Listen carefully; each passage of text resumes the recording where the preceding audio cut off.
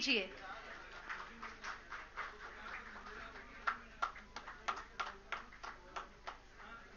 Akhil Bharatiya Congress committee के राष्ट्रीय प्रवक्ता राजीव जी त्यागी हमारे बीच में हैं और उनके स्वागत के लिए मैं हमारे एडिटर इन चीफ प्रतीक श्रीवास्तव जी से भी अनुरोध करूंगी उनका स्वागत करें।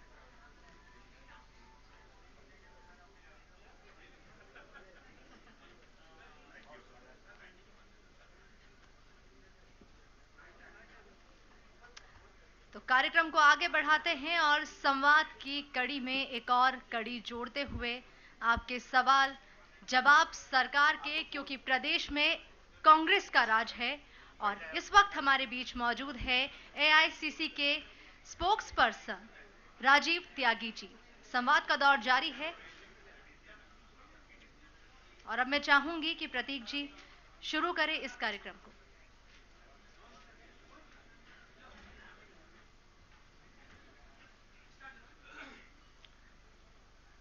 नमस्कार।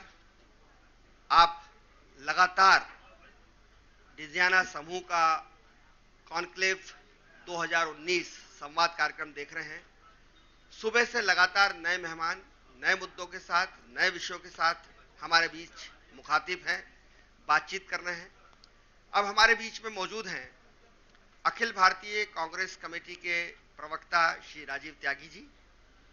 दिल्ली से उन्हें बहुत पहले आ जाना चाहिए था, लेकिन फ्लाइट की देरी की वजह से वो थोड़ा सा विलंब से आए हैं। हम उनका बहुत ही बेसब्री से इंतजार कर रहे थे, क्योंकि राजीव त्यागी जी बेबाक किस्म के प्रवक्ता हैं, लाग लपेट के बिना बोलते हैं, दिल से बोलते हैं और कई बार वो एंकरों को भी बिल्कुल दुरुस्त कर चुके हैं, उनको मांझने से ला चुके हैं। इसलिए मुझे कहीं थोड़ा सा डर भी लग रहा है राजीव सर, आपका बहुत ही एग्रेसिव रवैया रहता है।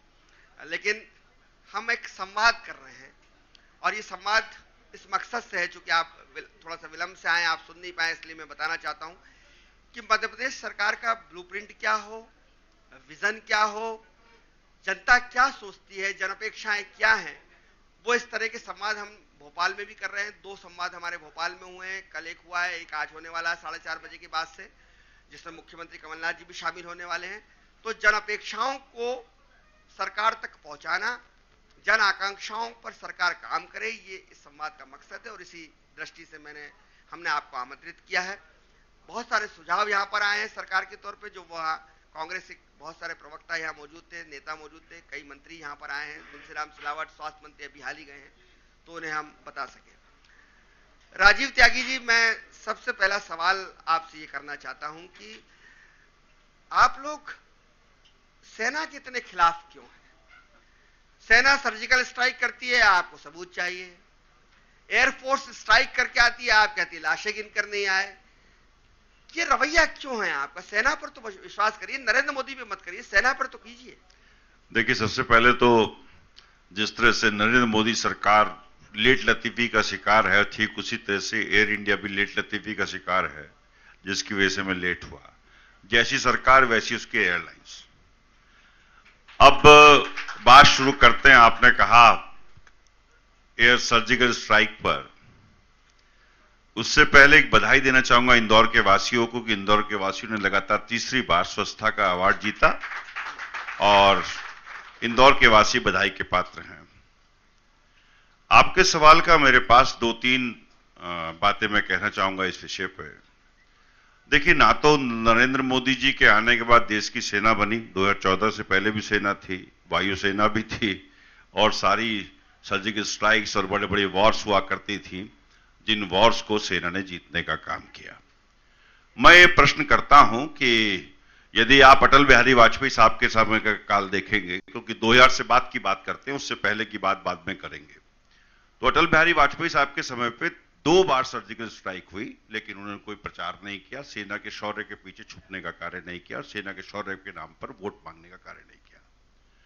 5 बार सर्जिकल स्ट्राइक मनमोहन सिंह साहब के सरकार के टाइम पे हुई और पाकिस्तान के ऊपर सर्जिकल स्ट्राइक की गई और 2 पाकिस्तान के बाकायदा सैनिकों के सर काट करके हमारे सैनिक लेकर के आए, लेकिन हमने कोई प्रचार नहीं किया। हम सेना के शौर्य के पीछे नहीं छुपे और हमने ये कहा कि ये रूटीन काम है, सेना को करना चाहिए। मोदी जी के कार्यकाल में 2 बार सर्जिकल स्ट्राइक हुई और मोदी जी उसका क्रेडिट लेना चाहते हैं। कोई फौज की वर्दी पहन रहा है, कोई टैंक में बैठ के फोटो खिंचा रहा है, कोई हवाई जहाज में चढ़ के फोटो खिंचा रहा है। लेकिन हमारा सवाल बहुत स्पष्ट है कि आप सेना के पराक्रम के पीछे क्यों छुपे? यदि एक शहीद की मां, अमित कुमार की मां, कहती हैं कि हमें वाकई में जिस तरह से शहीदों के ताबूत हमने देखने का काम किया, पूरे देश ने देखने का काम किया, तो क्या यह सत्य नहीं है कि अगर शहीद की मां, अमित कुमार की मां कहती हैं कि हमें भी आतंकवादियों का सबूत दे दो, क्या वो देशद्रोही हैं? एक शहीद की पत्नी जब ये कहती हैं कि हमें वाकई में प्रूफ चाहिए, तो क्या वो भी देशद्रोही हैं? एसएस अहलूवालिया जो केंद्र सरकार के मंत्री हैं, मोदी जी के मंत्री हैं, वो ये मानते हैं बकायदा कि सर्जिकल स्ट्राइक में कितने मरे, कौन मरा, इसके बारे में कोई डाटा नहीं है। और जो विदेशी मीडिया कह रही है उस पर बहुत स्पष्ट कहते हैं कि हमारे पास इस तरह का कोई प्रूफ नहीं है। और क्यों ये भूल जाते हैं आप कि सर्जिकल स्ट्राइक पे आप याद करिए येदियुरप्पा साहब का बयान। येदियुरप्पा साहब ने कहा था कि सेना ने शौर्य से सर्जिकल स्ट्राइक की है और इसी वजह से अब हम लोगों को वोट मिलने में कोई मुश्किल नहीं होगी और हम 28 में से 22 सीट जीतेंगे कर्नाटका में। तो क्या यही राजनीति है? क्या यह सत्य नहीं है कि जीडीपी के अनुसार जब बजट का आवंटन आप करते हैं तो 1962 के बाद इस सरकार ने 1.58% फौज के लिए बजट आवंटित करने का काम किया? क्या यह सत्य नहीं कि ऑर्डिनेंस फैक्ट्रीज की जितने भी प्रोडक्शन थी उसका करीब 60% प्रोडक्शन रोक दिया गया है, जिस प्रोडक्शन से सीएसडी कैंटीन्स में सामान जाया करता था? क्या यह सत्य नहीं कि सेना के जो जवान हैं उनको वर्दी और जूते स्वयं लेने पड़ रहे हैं? ये पहली सरकार है जिसने सेना के ओआरओपी को लेकर के भी भेदभाव करने का काम किया। 70 साल में पहली बार ऐसा हुआ कि आपके सैनिकों पर जनता मंत्र में लाठीचार्ज होने का काम हुआ। इस 70 सरकार में पहली बार हुआ। सर देखिए, शौर्य की राजनीति नरेंद्र मोदी पहली बार कर रहे हैं ऐसा नहीं है। 1971 में भी राजनीति हुई, जब पाकिस्तान का विभाजन हुआ, जब भारतीय सेना ने 93,000 पाकिस्तान के सैनिकों को सरेंडर करवाया, तब उसका लाभ उस वक्त की प्रधानमंत्री इंदिरा गांधी को मिला, कांग्रेस को मिला। यह स्वाभाविक है कि जब जिस सरकार के नेतृत्व में सेना कामयाब होती है उस सरकार को लाभ मिलते हैं। फिर अभी आपको आपत्ति क्यों है? उस वक्त तो अटल बिहारी वाजपेयी ने इंदिरा जी को दुर्गा कहा, अब आप नरेंद्र मोदी की आलोचना क्यों कर रहे हैं? नहीं, हमें देखिए कोई आपत्ति नहीं है। मैं तो ये कहता हूं, बहुत स्पष्ट कहता हूं, टेलीविजन चैनल्स पे पिछले 7-8 दिन से कह रहा हूं बकायदा, या कहिए कि सर्जिकल स्ट्राइक के बाद से कह रहा हूं, अब कुछ भी हो गम नहीं, 71 से हो कम नहीं। 71 से कम मत करिए ना, तोड़ दीजिए ना पाकिस्तान को, एक हिस्सा और तोड़ दीजिए पाकिस्तान का। मेरी बात से आप सहमत है नहीं सहमत है बताइए? तोड़ देना चाहिए पाकिस्तान को, क्यों नहीं तोड़ते हैं आप? अरे भाई, आपके पास देश, पूरा हमारे देश के पास विश्व की 4थे नंबर की ताकतवर सेना है। आज हमारे पास जो इकोनॉमी है वो विश्व में 6ठे नंबर पे है। हम 10 औद्योगिक देशों में शुमार हो गए हैं। तो इतनी बड़ी ताकत हमारे पास है। इंदिरा जी के पास तो 52 देशों का समर्थन भी नहीं था। इंदिरा जी के पास तो अमेरिका का विरोध था। याद करिए, आपको याद होगा श्रीवास्तव साहब कि 6ठा बेड़ा या 7वां बेड़ा आकर के हिंद महासागर में लग गया था।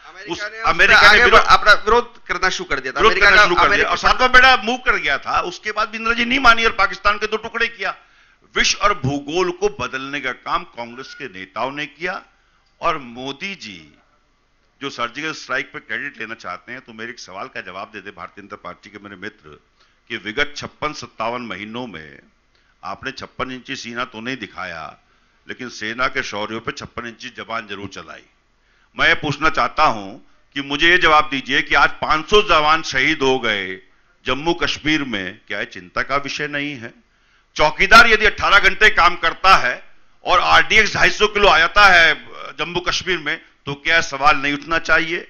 हमारे 45 जवान शहीद होते हैं पुलवामा में, और वो एयरलिफ्ट चाहते थे, हवाई जहाज से जाना चाहते थे, उसको किसने रोका, क्यों रोका गया? क्या यह सवाल नहीं उठना चाहिए?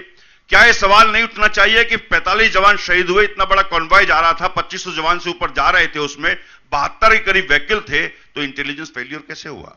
वो गाड़ी कैसे पहुंच गई? सैनिटाइजेशन क्यों नहीं किया गया?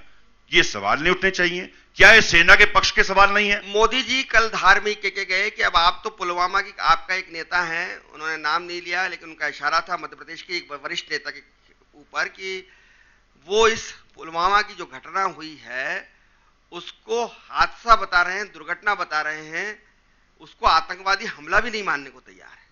देखिए कौन नेता क्या कह रहा है, मैं तो सिर्फ देखिए राष्ट्रीय प्रवक्ता होने के नाते बहुत स्पष्ट कह देता हूं। मैं बंधा हुआ हूं अपने राष्ट्रीय अध्यक्ष राहुल गांधी जी के साथ। याद करिए जब पुलवामा हमला हुआ था, राहुल गांधी जी ने प्रेस कॉन्फ्रेंस करके कहा था कि मैं कोई कार्यक्रम अपना 2 दिन नहीं करूंगा।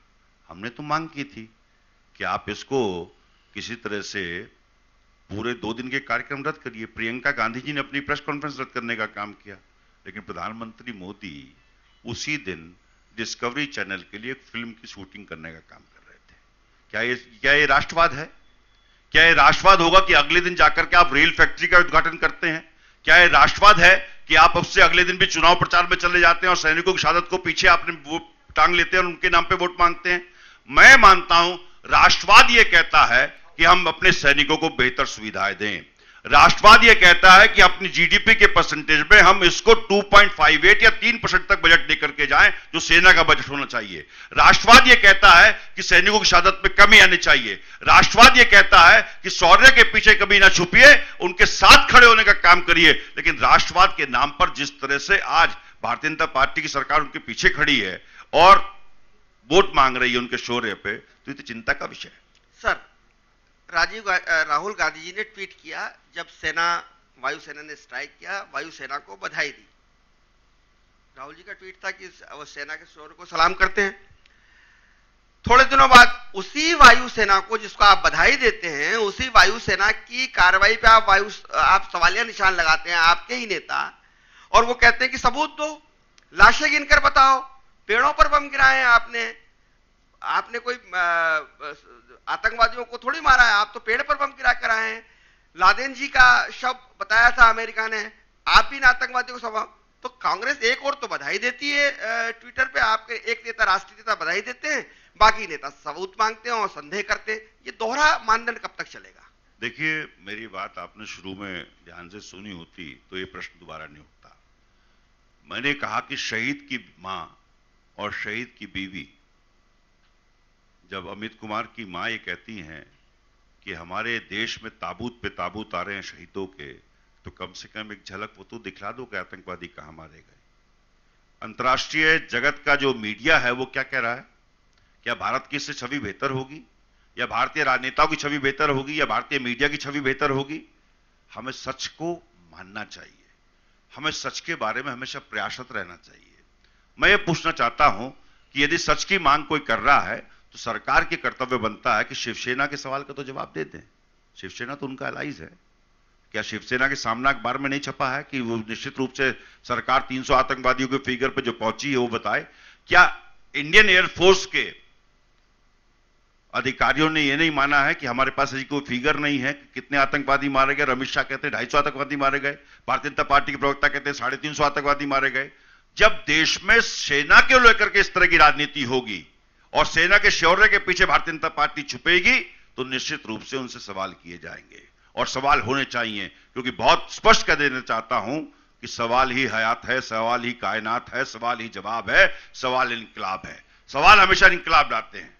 और मैं मानता हूं, देखिए सुनिए, कोई भी संस्था, चाहे वो देश का राष्ट्रपति हो, उनको आप छोड़ दीजिए, आप उनसे बहुत ज्यादा सवाल नहीं पूछते हैं, लेकिन देश के प्रधानमंत्री से लेकर, कैबिनेट से लेकर, संसद से लेकर के, पत्रकारों से लेकर के, देश के राजनीतिकों से लेकर के, विपक्षी पार्टियों से लेकर के, अन्य सभी संस्थाओं से जब आप सवाल पूछते हैं तो सवाल सबसे होने चाहिए। सवाल जितने बेहतर होंगे, सवालों का जवाब जितना ज्यादा मिलेगा, उतना ही ज्यादा आपका लोकतंत्र बेहतर होगा।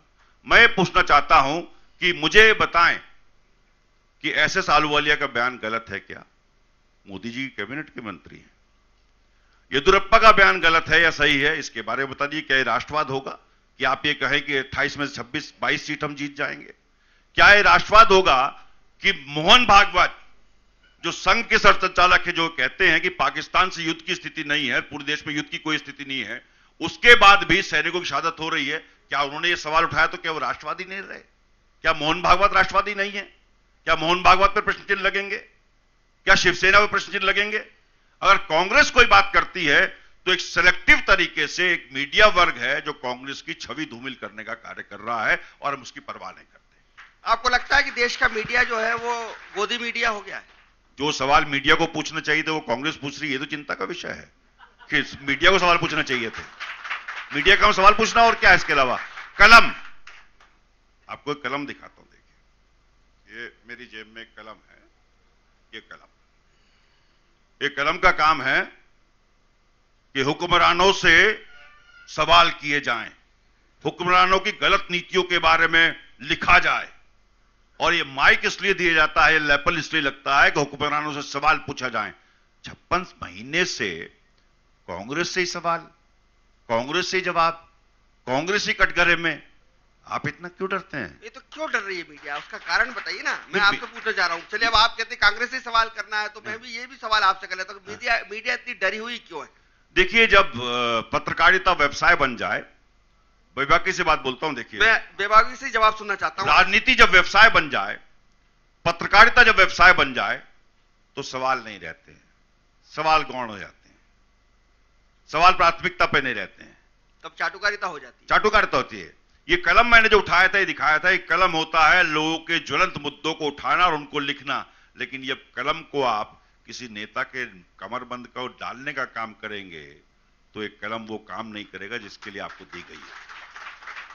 तो जिस तरह से राजनेताओं का कर्तव्य है, जिस तरह कार्यपालिका का कर्तव्य है, विधायिका का कर्तव्य है, न्यायपालिका का कर्तव्य है, उसी तरह से चौथे स्तंभ का भी कर्तव्य। सर, 75 में इमरजेंसी में भी तो मीडिया की आवाज दबाई गई थी। तब देखिए, 75 में जो आपने बात उठाई थी, इमरजेंसी लगाने के बहुत सारे कारण थे। एक ये कारण नहीं था कि सिर्फ एक नेता को रात को सपने में आया और कहा भाइयों बहनों रात को 8 बजे 500 1000 के नोट, वो सनक नहीं थी। 71 का युद्ध हो चुका था, 65 का युद्ध हो चुका था, 62 का युद्ध हो चुका था, 47 का युद्ध हो चुका था। भारतवर्ष सन 75 तक आते आते 4 युद्ध लड़ चुका था। देश की इकोनॉमी डावाडोल थी। जॉर्ज फर्नांडिस साहब अब नहीं रहे, रेल मंत्री हुआ करते थे जनता पार्टी में। उन्होंने कॉल किया और रेल पूरी की पूरी रेल जो है ना, उस वक्त रेल बंद हो गई थी। उनका स्ट्राइक, रेलवे स्ट्राइक था। और उस टाइम याद करिए, श्रीवास्तव साहब जहीन पत्रकार है देश के, उस वक्त इकोनॉमी जो मूव किया करती थी ट्रक्स पे मूव नहीं करती थी, वो रेल पे मूव किया करती थी। और इकोनॉमी बैड शेप में चले गई। 4 युद्ध हो गए, रेलवे की स्ट्राइक हो गई, अन्य बहुत सारी चीजें हुई जिसकी वजह से इकोनॉमी बैड शेप में गई, इमरजेंसी लगी। हालांकि मैं मानता हूं कि सवाल पूछा जाना हर समाज के लिए जरूरी है। वो जो हुआ उसके बाद इंदिरा जी जीती भी, 77 में हारी, उसके बाद तो हारी, फिर जीती, 77 में हारी, फिर 80 में जीती। वो जनता पार्टी की नालायकी से जीती। नहीं, अब इंदिरा गांधी जी खूबसूरती से क्यों नहीं कह सकते आप? जो इंदिरा गांधी को दुर्गा अभी आप कह रहे थे, अटल बिहारी वाजपेयी साहब ने कहा, जिस इंदिरा गांधी ने विश्व का भूगोल बदला, सिक्किम का तो देश में विलय कर दिया और बांग्लादेश का गठन कर दिया, ऐसा बहुत ही कम नेता कर पाते हैं पूरे विश्व में। बैंकों का राष्ट्रीयकरण करने का काम किया, राजाओं के प्रीविपक्ष खत्म करने का काम किया, हरित क्रांति करने का काम किया, श्वेत क्रांति करने का काम किया और बांग्लादेश का गठन करके देश में एक नया पड़ोसी बनाने का। सर, आप पर मोदी विरोध का इस कदर वो हावी है कि अभिनंदन सिंह भारत की कूटनीति से वापिस आए, हमारे विंग कमांडर, लेकिन हमारे मध्य प्रदेश के एक नेता, उन्होंने उसके लिए भी इमरान खान को धन्यवाद दे दिया। उन्होंने कहा कि इमरान खान धन्यवाद के पात्र है कि उन्होंने एक शांति का कदम उठाया। तो कम से कम आपको याद होगा 71 में कि हमारे 54 युद्धबंदी हमारे आज तक वापस नहीं आ पाए। हमने 93,000 छोड़े, फिर भी हम 54 को नहीं ला पाए। और अभिनंदन आ गया, जबकि आपको पता है कि हमारे सरबजीत के साथ क्या हुआ, सरबजीत की लाश आई थी। तो इसका क्रेडिट तो मोदी जी का को श्रेय ठीक उसी तरह से जाता है जिस तरह से आरएसएस को श्रेय जाता है आजादी के मूवमेंट में। जैसे आजादी के मूवमेंट में आरएसएस का कोई योगदान नहीं है, ठीक उसी तरह से इसमें भी मोदी जी का कोई योगदान नहीं। जैसे आरएसएस ने ये कहा कि साहब हेडगेवार साहब जेल गए थे, जबकि हेडगेवार साहब उस टाइम कांग्रेस में हुआ करते थे। अभिनंदन अपने आप आ गए सर। देखिए सुनिए, अभिनंदन जी के बारे में मैं आता हूं बहुत स्पष्ट। जनेवा संधि तो आपको पता होगा, युद्धबंदियों के बारे में जनेवा संधि हुई भी है जिसके लिए पूरा विश्व उस पर बंधा हुआ है। वो जनेवा संधि तब लागू होती जब युद्ध शुरू हो जाए, अभी तो युद्ध शुरू नहीं हुआ। No my dear friend, when you do air strike तो युद्ध है, वो युद्ध है। हम युद्ध में हैं। हम तो कह रहे हैं कि बहुत हुआ अब गम नहीं, 71 से कम नहीं, कांग्रेस पूर्ण साथ खड़ी है। हमने तो ब्लैंक चेक दिया था आपको, हमने कहा था ब्लैंक चेक में भर लीजिए सर्जिकल स्ट्राइक, ब्लैंक चेक में भर लीजिए एयर स्ट्राइक, ब्लैंक चेक में भर लीजिए पूरा युद्ध और तोड़ दीजिए पाकिस्तान को, टुकड़े टुकड़े कर दीजिए पाकिस्तान के। क्या क्यों नहीं तोड़ सका मोदी जी, जब तो चौथे नंबर की ताकतवर सेना आपके पास। हम तो ये कहना चाहते हैं कि जिस तरह से आपको याद होगा नचिकेता जब कारगिल युद्ध हुआ था उस वक्त नचिकेता भी वापस आए थे, जनेवा संधि के तहत वापस आए थे। हमसे सवाल किया जाता है कि 93,000 युद्ध बंदियों को हमने छोड़ दिया। अरे भाई अटल बिहारी वाजपेयी आपको पूरा समय मिला, आपने कारगिल युद्ध हुआ तब आपने पाकिस्तान क्यों नहीं तोड़ दिया था भाई? अब मोदी जी को पूरा समय मिला, 56 महीने मिले, तोड़ दीजिए ना पाकिस्तान, आइए तोड़िए, करिए ना। फिर बाद में मत कहिए कि कांग्रेस ने साथ नहीं दिया था। कांग्रेस ने तो ब्लैंक चेक दिया हुआ अभी भी ब्लैंक चेक है कि सेना को पूर्ण आदेश दीजिए कि पाकिस्तान में घुस जाए, लेकिन मोदी जी नहीं करेंगे, कर नहीं सकते, क्योंकि 56 इंची जवान जिनकी होती है वो 56 इंची सीने वाले नहीं होते। जनता की तरफ से कुछ सवाल हम चाहेंगे राजीव त्यागी जी। एक चीज और कहना चाहूंगा, देखिए जी बिल्कुल। 2014 में जब मोदी जी आए थे तो एक गाना गाया करते थे, मेरे पैरों में घुंघरू बंधा दे तो फिर मेरी चाल देख ले। हर विषय में, पेट्रोल डीजल की कीमतें हो, किसानों का मामला हो, नौजवानों का मामला हो, देश की महिलाओं की सुरक्षा हो, व्यापारियों का मामला हो, पाकिस्तान का मामला हो, याद करिए, आपको याद होगा ना पाकिस्तान में कहा था भाइयों बहनों ये लव लेटर लिखने बंद होने चाहिए, आपने लेटर पैड दे दिया, पूरा लेटर पैड दे दिया आपने। अरे भाई बहनों को कहने वाले आप कहा करते हैं 56 इंची सेना लाला नाक दिखाएंगे, तो भैया 500 जवान शहीद कैसे हो गए, 280 सिविलियन कैसे शहीद हो गए हमारे देश के, और 5,965 बार पाकिस्तान सीमाओं का अतिक्रमण क्यों कर गया? अमित शाह जी ने कहा था 2014 में कि हम अगर मोदी जी आ गए तो पाकिस्तान आंख उठा करके भी हमारी तरफ नहीं देख सकता है, तो ये जवान वैसे ही शहीद हो गए, पाकिस्तान ने शहीद किए ना। तो अब नया गाना आ गया साहब, मुझे आई ना जग से लाज, मैं इतना झूठ बोला आज कि घुंघरू टूट गए। तो मोदी जी घुंघरू टूट चुके हैं, अब वो घुंघरू खंड खंड हो गए हैं। किसानों के मामले में घुंघरू खंड खंड, नौजवानों के मामले में घुंघरू खंड खंड, देश के व्यापारियों के मामले में घुंघरू खंड खंड, आम नागरिक को सुविधाओं के मामले में घुंघरू खंड खंड। सीएमआई की लेटेस्ट रिपोर्ट तो पढ़ी होगी आपने। सीएमआई की लेटेस्ट रिपोर्ट कहती है कि बेरोजगारी दर 7.2% है देश में, जो चिंता का विषय है। इतिहास में सबसे ज्यादा इतिहास 45 साल में सबसे ज्यादा है ये। और ये बहुत स्पष्ट कहना चाहता हूं मैं कि मोदी जी ये बताएं कि आपने 2 करोड़ रोजगार देने की बात की, तो 2018 में सीएमआई की रिपोर्ट के हिसाब से 1 करोड़ 10 लाख नौजवानों के रोजगार चले गए। उस पर कौन जवाब देगा? देश के किसानों में आत्महत्या की दर बढ़ती चली जा रही है और मोदी जी खामोश हैं। आपने वादा किया था कि किसानों की आमदनी एमएसपी हम कॉस्ट प्राइस पे 50% बढ़ा करके देंगे, लेकिन मोदी जी, अभी लेटेस्ट रिपोर्ट आई है कि फार्म इनकम 14 साल में सबसे लोएस्ट स्तर पे है। तो क्या चिंता का विषय नहीं है?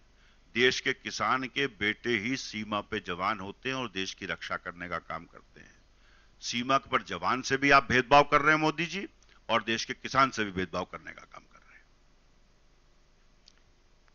बहुत सारे हमारे श्रोता दर्शक आपसे सवाल करना चाहते हैं। मैं वॉलंटियर से कहूंगा कि माइक लेके पहुंचे जो सवाल करना चाहते हैं। माइक लाइए। सर मुझे भी करना है कुछ। हाँ, पहले उनसे तो करवा लीजिए। सर छोटा सा क्वेश्चन है कि सत्तारूढ़ पार्टी एयर स्ट्राइक का श्रेय लेकर फिर से सत्ता में आना चाहती है। आपको नहीं लगता कि कांग्रेस भी ये चाहती है कि उसकी खिलाफत करके, या 400 जो भी जितने भी मरे वहां पर, इसका कोई सबूत नहीं है, उसका फेवर करके वो भी इस चीज का फायदा उठाना चाहती है कि हमारी इस चीज के लिए हम बोलेंगे तो हमें भी सीटें ज्यादा मिल सकती हैं उस चीज से? देखिए, जो आपका सवाल है बहुत स्पष्ट उसका उत्तर है कि आप 300 आतंकवादियों के मामले में, 250 आतंकवादियों के मामले में, या 325 आतंकवादियों के मामले में कोई प्रूफ मत दीजिए, लेकिन जो 500 जवान भारतीय सेना के शहीद हुए हैं उसके लिए जिम्मेदारी कौन लेगा 4-5 साल में? जो 5 साल में भारतीय सेना के 500 से ऊपर जवान शहीद हुए जम्मू कश्मीर में, जम्मू कश्मीर के हालात खराब हो गए। जब आप गठबंधन में चले गए थे पीडीपी के साथ, तो आपने आर्टिकल 370 क्यों छोड़ दिया? सत्ता इतनी महत्वपूर्ण है कि जहां बलिदान हुए मुखर्जी वो कश्मीर हमारा, ये कहा करते थे, यहां पर आपने आर्टिकल 370 पीडीपी के चरणों में रख दिया। तो 500 जवानों की जो शहादत हुई है उस पर तो जवाब पूछा जाएगा ना, क्या ये आपका दायित्व नहीं बनता है? राजीव जी, अगर भारतीय जनता पार्टी आज 370 खत्म करने का संसद में प्रस्ताव लाए तो कांग्रेस उसको सपोर्ट करेगी? बिल्कुल नहीं, स्पष्ट कह रहा हूं। तो फिर आप उनसे कहते हो कि 370 क्यों खत्म नहीं कर दिया? नहीं करो। आप जब समर्थन की बात आई तो आप समर्थन नहीं करोगे। भारतीय जनता पार्टी के 2014 का जो मैनिफेस्टो है उसमें करीब करीब 80 पन्ने हैं। 80 पन्ने में बहुत स्पष्ट 370 के बारे में है कि हमारी पार्टी प्रतिबद्ध है, भारतीय जनता पार्टी प्रतिबद्ध है कि आर्टिकल 370 हम खत्म करेंगे। जब पीडीपी से गठबंधन करती है भारतीय जनता पार्टी तो मीडिया के मेरे मित्र जानते हैं कि कॉमन मिनिमम प्रोग्राम बना था पीडीपी के साथ भारतीय जनता पार्टी का। उस कॉमन मिनिमम प्रोग्राम में 15वां जो क्लॉज था वो ये था कि आर्टिकल 370 पे भारतीय जनता पार्टी कोई जोर ही नहीं देगी ना खत्म करेगी। मैं अब आपकी बात पे आता हूं कि मैंने क्यों कहा कि आर्टिकल 370 कांग्रेस नहीं खत्म करेगी। उसका रीजन यह कि फिर आर्टिकल 371 पे भी बहस होगी। 371 नॉर्थ ईस्ट को स्पेशल राइट देता है। बल्कि आप इसलिए खत्म नहीं करेंगे 370 की, वो तो कांग्रेस नेहरू जी नहीं, नो, क्योंकि देश बहुलतावाद का देश है। तो हमारे देश में 8 तरह के धर्म, 128 तरह की भाषा, 1600 डायलेक्ट हैं, 10 कोस पे वाणी और पानी बदलता है। इतना बहुलतावाद का देश है कि प्रत्येक क्षेत्र की अपनी अपनी भौगोलिक परेशानियां और दिक्कतें हैं। नॉर्थ ईस्ट में आर्टिकल 371 लगा हुआ है। महाराष्ट्र को और गुजरात को स्पेशल पावर 371 देता है, तो क्या उस पर भी बहस होगी? मैं मानता हूं कि संविधान निर्माताओं ने उस टाइम जो कार्य किया था, करीब करीब 2 साल का समय संविधान बनाने में लगा, तो शायद संविधान निर्माताओं ने बहुत सोच समझ करके उस कार्य को क्या होगा। और मैं बहुत स्पष्ट कहता हूं, मेरे तो वो चरित्र नहीं है जो उस टाइम के नेताओं का हुआ करता था। हो सकता है मोदी जी उस चरित्र को प्राप्त करना चाहते हो, लेकिन झूठ और जुमले छोड़ देंगे तो हो सकता है उस तरफ बढ़ जाए। सवाल आप करने वाले थे। सर नमस्कार। नमस्कार। मैं सिद्धार्थ केदारे। अभी आपने जो बताया कि युद्ध करना चाहिए, और मतलब मैं तो बहुत साधारण सा आदमी हूं, पर मेरे को ऐसा नहीं लगता कि जैसे आपने पेन निकाला वैसे युद्ध करना इतना भी इजी नहीं है। एक क्वेश्चन मेरा अभी बाकी है। अगर आप इतना इजी समझते हैं तो नॉर्थ ईस्ट में जब एनसीएफ की बात आती है तो आप लोग विरोध क्यों करते हैं? Thank you. एनसीएफ क्या पूरा बताएंगे? जब नॉर्थ ईस्ट में वहां के आउटसाइडर्स की जब कैलकुलेशन की बात आती है, जब वहां पे एक सेंसेक्स होता है, तो उसको लेके आप लोग भी, ममता बनर्जी भी, ये लोग सारे लोग विरोध में। देखिए यही तो मीडिया का रोल है कि कांग्रेस ने उसका कभी विरोध नहीं करा। आपके दिमाग में बैठा हुआ कि हमने विरोध किया। नहीं, विरोध के मैंने मीडिया में ही देखा। मैं वहां तो मीडिया के तो बता रहा हूं। अब मैं उस पर भी आता हूं। देखिए आपने कहा मैंने पेन निकाला और युद्ध, हाँ, इतना इजी भी नहीं, इजी नहीं करना। हाँ। 7वां बेड़ा जब चल रहा था उस टाइम भी युद्ध इजी नहीं था। अमेरिका हमारे विरोध में था, लेकिन इंदिरा जी ने युद्ध करके, जबकि 3 युद्ध उससे पहले 71 से पहले हो चुके थे, और पाकिस्तान को नेस्ते नाबूद करने का काम किया। कई बार स्थायी शांति के लिए युद्ध भी लड़े जाते हैं। कई बार दुश्मन देश को औकात बताने के लिए भी युद्ध लड़े जाते हैं। और युद्ध मैं मानता हूं कि बड़ा विभत्स होता है, बड़ा भयावह होता है, लेकिन कब तक सैनिकों की शहादत बर्दाश्त करें? इसलिए बहुत स्पष्ट कहता हूं कि याचना नहीं अब रण होगा, संघर्ष महाभूषण होगा, पाकिस्तान तो भूषाई होगा, हिंसा का पर्दाई होगा। तो ये लड़ना पड़ेगा। और लास्ट सेंटेंस और कहता हूं आपको कि अधिकार भोकर बैठ रहना यह महादुष्कर्म है, न्यायार्थ अपने बंधु को भी दंड देना धर्म है। कई बार न्याय के लिए अपने बंधु को भी दंड देना पड़ता है। अब आपका जो आप बिल की बात कर रहे थे, एनआरसी की बात कर रहे थे आप। एनआरसी कब शुरू हुआ था जरा बताएंगे? आपके पास भी माइक है, चलिए आप और आप संवाद कर लेते हैं। नहीं सर, मुझे तो मैं अभी आपको ही बता रहा हूँ। मैं साधारण आदमी हूँ जो मैं सुनता हूँ। वो राजीव गांधी जी के जमाने में हुआ था, नहीं, सुप्रीम कोर्ट के कहने पर उसको सुप्रीम नहीं, उसका विरोध अभी क्यों? प्लीज अब मैं बताता हूँ। देखिए अब आप प्लीज माइक जी। एनआरसी जो है नेशनल रजिस्टर फॉर सिटीजन्स है। एनआरसी जिस वक्त देश आजाद हुआ तो 1950 में ये हालात हो गए कि बहुत सारा माइग्रेशन बांग्लादेश जो है आज की डेट में ईस्ट पाकिस्तान जिसे उस टाइम कहा करते थे, और आपका पाकिस्तान से बहुत माइग्रेशन होना शुरू हुआ और नॉर्थ ईस्ट में वो माइग्रेशन होता चला गया। 1951 में तत्कालीन प्रधानमंत्री पाकिस्तान के और पंडित नेहरू ने बैठ करके एक पैक्ट किया जिसको एनआरसी कहते हैं, और उसमें तय हुआ कि जो भी नागरिकों की आवाजाही होगी वो एनआरसी के रजिस्टर में दर्ज होगी। तो पंडित नेहरू ने शुरू किया, और शुरू करने के टाइम पर बहुत स्पष्ट ये 3 कारणों से शुरू किया गया। पहला कारण बहुत स्पष्ट था कि नागरिकों की आवाजाही प्राप्त हो जाए कि किस तरह से है। दूसरा यह है कि जिन नागरिकों की 47 के दंगों के बाद संपत्तियां रह गई थी इधर से उधर, वो बेच पाए, एक दूसरे की संपत्ति, अपनी संपत्तियां बेच पाए। मान लीजिए बहुत से पाकिस्तान से आए, बहुत से हिंदुस्तान से गए, तो वो संपत्तियां बेच पाए। तीसरा कारण यह था कि कोई युद्ध जैसी स्थिति ना बन जाए, इसलिए एनआरसी रजिस्टर बनाने का काम 1951 में पंडित नेहरू ने शुरू किया।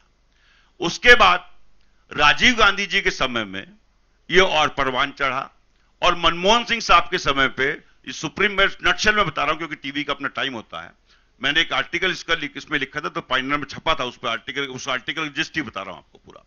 तो उसमें बहुत स्पष्ट यह हुआ कि सुप्रीम कोर्ट ने इसको सुनने का काम किया, और सुनते सुनते 10 साल हो गए, 5 साल हो गए, 10 साल के करीब ये चलता रहा मुकदमा पूरा, और उसके बाद ये निर्णय आया कि एनआरसी रजिस्टर बनेगा। जिस कांग्रेस पार्टी ने बोडो आंदोलन में राजीव गांधी जी ने असम में अकॉर्ड करने का काम किया कि एक एक विदेशी घुसपैठियों को बाहर भेजा जाएगा, क्या कांग्रेस पार्टी राजीव गांधी का सम्मान कर सकती है? क्या कांग्रेस पार्टी पंडित नेहरू की नीतियों का सम्मान कर सकती है? क्या कांग्रेस पार्टी मनमोहन सिंह साहब की नीतियों का असम्मान कर सकती है? मैं मानता हूं बिल्कुल नहीं कर सकता। एनआरसी हमारी बेबी थी, जिसपे भारतीय जनता पार्टी सिर्फ सांप्रदायिक विद्वेष करके राजनीति करने का काम कर रही है, और उसके अलावा कुछ नहीं कर रही है। मैं ये बताना चाहता हूं मेरे मित्र, आप ये आंकड़े उठा करके देखिए इंटरनेट पे, कि 2004 से लेकर 2014 के बीच में 90,000 के आसपास बांग्लादेशी अवैध हमने भेजने का काम किया वापस बांग्लादेश, और इस सरकार ने 5 साल में 2,000 भी नहीं भेजे हैं, 2,000 भी नहीं भेजे हैं, 2,000 भी नहीं भेजे हैं, 2,000 भी नहीं भेजे हैं जिसे कहते हैं। चलिए दूसरा सवाल लीजिए, आपके जवाब हो गया। दूसरा सवाल। भाई साहब नमस्कार, मेरा निवेदन था कि भारत संयुक्त राष्ट्र में स्थायी सदस्यता के लेके निरंतर प्रयास कर रहा है। पठानकोट में हमला हुआ, उरी में हमला हुआ, अमरनाथ यात्रा पर हमला हुआ, और अब पुलवामा में हमला हुआ। क्या मोदी सरकार को संयुक्त राष्ट्र के सामने आतंकवाद को बेनकाब करते हुए प्रमाण वहां देना चाहिए थे या नहीं देना चाहिए थे? इस पे आपकी क्या राय बनती है? मैं पूछ सकता। देखिए, विदेश नीति का मामला है तो बहुत संयुक्त प्रक्रिया होनी चाहिए, और आपने जो प्रश्न उठाया परमानेंट सीट की बात है, मैं ये मानता हूं कि विदेश नीति पे, आतंकवाद पर, सैनिकों के शौर्य पर और शहीदों पर कोई राजनीति नहीं होनी चाहिए, और उनके नाम से कभी चुनाव प्रचार में नहीं जाना चाहिए। कांग्रेस पार्टी की तरफ से आश्वस्त करता हूं, हम कभी नहीं करेंगे इस काम को। जो अस्थायी सदस्य वाली बात आपने कहा कि वो डोजियर देने चाहिए थे, नहीं देने चाहिए थे, हमारी सरकार ने भी डोजियर पाकिस्तान को दिए, ये वाली सरकार भी पाकिस्तान को डोजियर दे रही है। लेकिन मैं ये मानता हूं कि डोजियर के आदान प्रदान से बहुत ज्यादा समस्या का समाधान नहीं हो सकता, और आपस में या तो आप बड़ा युद्ध लड़िए तो कोई समाधान पे पहुंचेंगे, फिर टेबल पे बैठना पड़ेगा, या फिर आप संवाद करिए। दो चीज हो सकती है। देखिए, संयुक्त राष्ट्र को सब पता है, संयुक्त राष्ट्र को सब पता है, सारे ताकतवर देशों को समय पे सरकारें रखती रही है, समय पे सरकारें रखती हैं। लेकिन मैं मानता हूं कांग्रेस पार्टी की जो नीति है वो स्पष्ट है कि कांग्रेस देश की तुलना अमेरिका से करना चाहती है, चीन से करना चाहती है, ब्रिटेन से करना चाहती है, फ्रांस से करना चाहती है, जर्मनी से करना चाहती है, जो बड़े देश हैं, ताकतवर देश हैं, और भारतीय जनता पार्टी तुलना करना चाहती है पाकिस्तान से।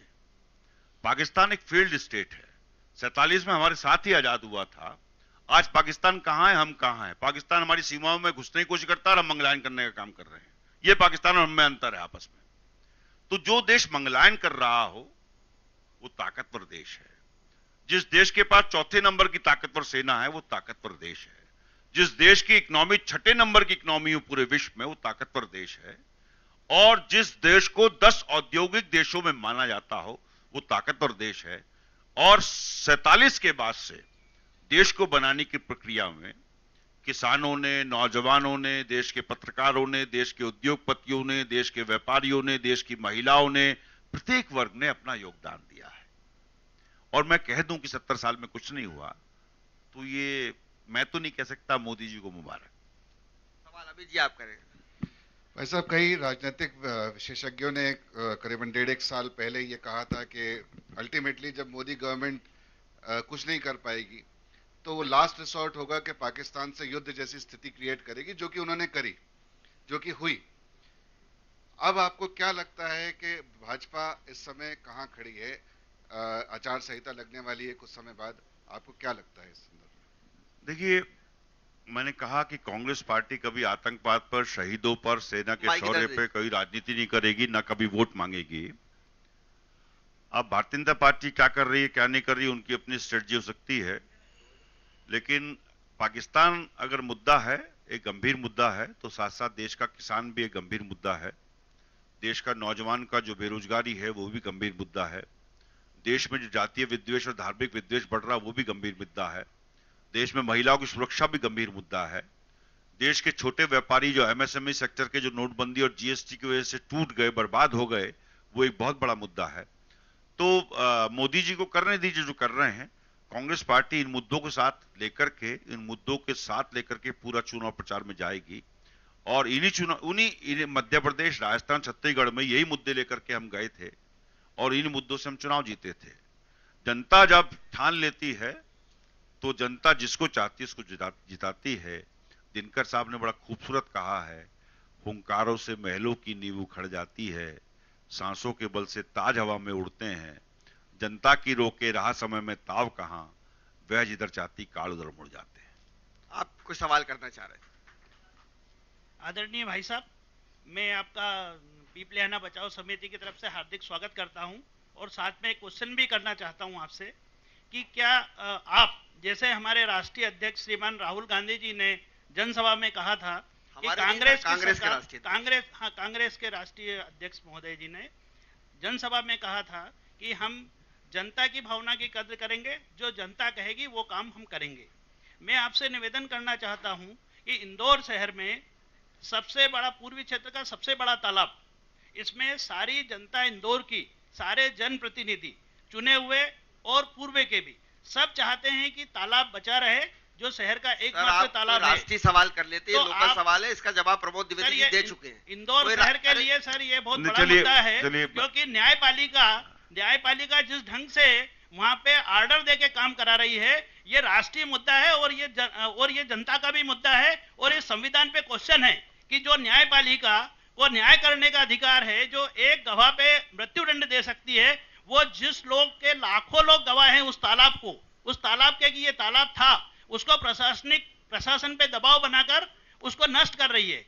और अभी तक जो होता था कि लोग इधर से उधर कर लेते थे, लेकिन ये एक प्राकृतिक रिसोर्स को खाने लगे हैं लोग। तो इसके संबंध में आपसे निवेदन है कि आप श्रीमान राहुल गांधी जी से निवेदन करके ये रुकवा पाएंगे क्या?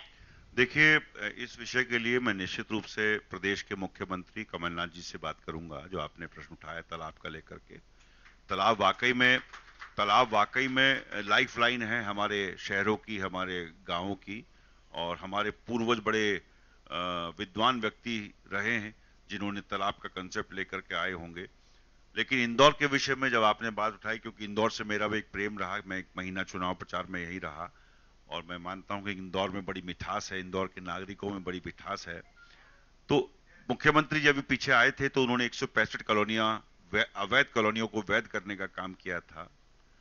कांग्रेस ये मानती है कि सेवा के माध्यम से राजनीति होनी चाहिए, और उसी कार्य को हम कर रहे हैं। साथ साथ ये गुमाश्ता लाइसेंस जो व्यापारियों के लिए हुआ करता था, उसको भी हमने कहा कि एक बार रजिस्ट्रेशन कराइए, दोबारा रजिस्ट्रेशन कराने की व्यापारियों को जरूरत नहीं है, तो व्यापारियों को उससे भी राहत मिली है। तीसरा, इंदौर की एक टेक्सटाइल मिल्स के मजदूरों की बहुत बड़ी समस्या थी, उसके लिए भी मुख्यमंत्री महोदय ने कहा कि हम इस पर भी विचार करेंगे कि समस्या को सुलझाना किस तरह से है।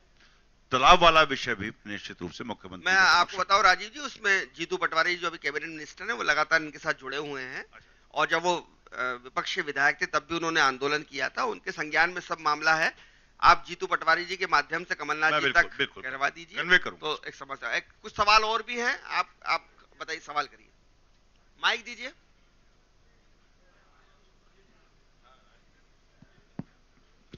जहां दूसरे सवाल उठ रहे हैं वहां भी माइक लेके पहुंच जाइए। आपका स्वागत है इंदौर में। दूसरा मेरा प्रश्न ये है कि जब भी चुनाव के पहले, या जैसे अभी होली आने वाली है, तो बीजेपी वाले क्या करते हैं कि चाइना के सामान है, चाइना की पिचकारी नहीं लेना, या बम नहीं फोड़ना चाइना के, ये सब चालू हो जाता है इन लोगों का कार्यक्रम। तो ये क्या राजनीति के मुद्दों से भटकाने का काम है, या उसका चुनाव में लाभ लेने का काम है? ये छोटा सा चाइना का जो बैंक है वो तो भारतीय सरकार ने अलाउ कर दिया है, देश में मोदी सरकार ने अलाउ किया है, तो जो भारतीय जनता पार्टी के कार्यकर्ता चाइना के सामान का विरोध कर रहे हैं, तो पहले मोदी से सवाल पूछ ले कि चाइना का बैंक क्यों लेकर के आ रहे हैं। सरदार पटेल की प्रतिमा भी चाइना से बनकर आई है। और देखिए, सरदार साहब को मैं बहुत बहुत बहुत सम्मान करता हूं। आपने बात ठीक कही। याद करिए कि एक ऐड चला करता था कि देश के किसानों से लोहा इकट्ठा किया जा रहा है कि सरदार साहब की प्रतिमा बनानी है। बाद में पता चला वो भी चाइना से बन के आई है। तो भारतीय जनता पार्टी के कई सारे मुंह हैं। और बशीर बद्र साहब ने बड़ा अच्छा कहा, निदा फाजली साहब ने बड़ा अच्छा कहा है, हर आदमी में होते हैं 10-20 आदमी, हर आदमी में होते हैं 10-20 आदमी, जिस किसी को भी देखना कई बार देखना। तो आप देश का मुस्तकबिल चुनते हैं, जब चुनाव में जाते हैं तो सच्चे लोगों को चुनिए, झूठ और जुमलों पे मत जाइए प्लीज। बहुत धन्यवाद राजीव त्यागी जी, आपका आपने हमारा सवाल जवाब दिया। अब समय हो गया है, मैं माफी चाहूंगा, सवाल नहीं हो पाएगा, मैं माफी चाहूंगा। बहुत धन्यवाद राजीव त्यागी जी, आपका यहाँ मुझे अच्छा लगा यहाँ करके। और मैं आपके पूरे समूह को और सभी जो मेरे सुनने वाले हैं उनको भी नमन करता हूं और धन्यवाद देता हूं। अंत में सिर्फ इतना ही कहना चाहूंगा, मीडिया प्रखर रहे, कलम चलती रहे, कलम झुके ना, कलम आगे बढ़ती रहे, तभी लोकतंत्र स्वस्थ होगा। मीडिया स्वस्थ होगा तो लोकतंत्र स्वतः ही स्वस्थ होता रहेगा। बहुत बहुत धन्यवाद।